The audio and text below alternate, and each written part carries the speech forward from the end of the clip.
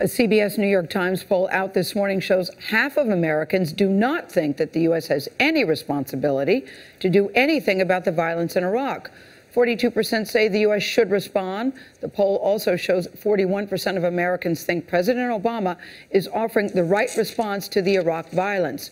29% say he should do more. 22% say he should do less. In a White House interview, Norah asked the president about the new threat. You ran for president promising to end the war in Iraq. Right. You did. Yeah. It ended 2.5 years ago, and right. at the time you said Iraq was sovereign, stable, and self-reliant. Yeah. And now you're redeploying troops, some troops, to Iraq. Are you worried about your legacy in some ways, that there might be an establishment of a terrorist safe haven in the middle of the Middle East?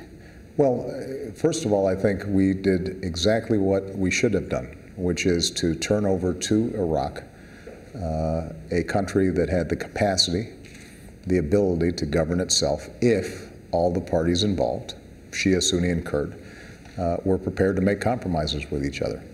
And I think the American people understood that whatever the debate about originally going in, our troops made enormous sacrifices to give the Iraqi people that chance.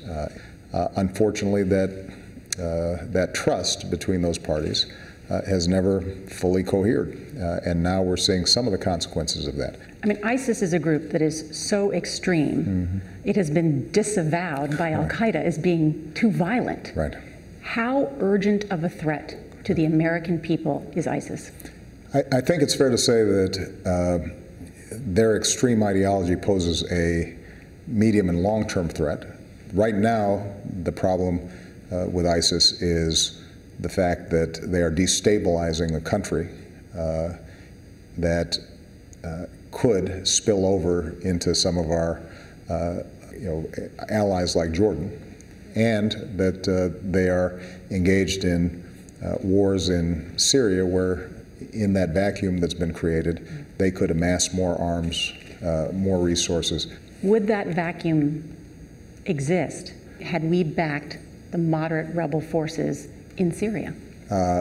Yes. I think this notion that somehow there was this ready-made moderate Syrian force that was able to defeat Assad is simply not true. The notion that they were in a position suddenly to overturn not only Assad but also ruthless, highly trained jihadists if we just sent a few arms is a fantasy.